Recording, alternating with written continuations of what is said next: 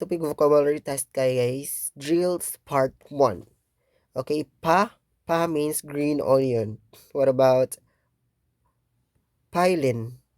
Violin. Parang in English lang siya or Tagalog.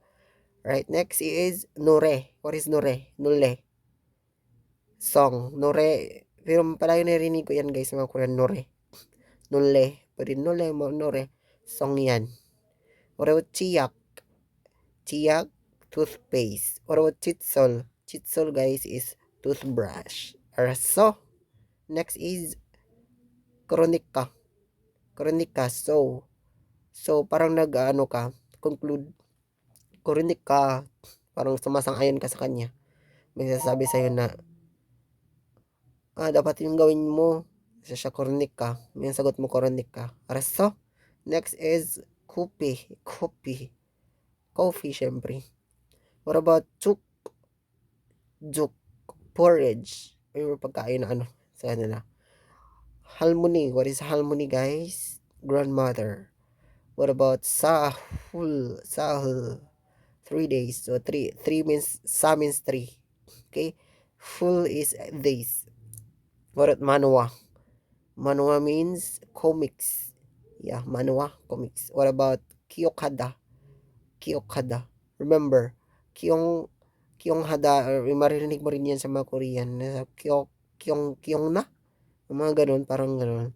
Maririnig mo pag, ano mo sabihin nun? Kiyong na? Ayan, remember daw. So, yun. So, next is Buchiron Hada. Buchiron Hada. The Legend. The Legend ka rin ba? Joshim Hada. Joshim Hada. Marinig mo rin to sa mga Korean. Careful. Joshimhe, Joshimhe.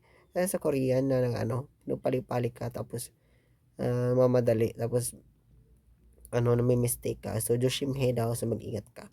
So, I think that's all for now muna, guys. So, drill muna tayo, no? At, sana may natunan kayo. At kung hindi nyo na remember, balik-balik nyo lang para ma-remember nyo, no?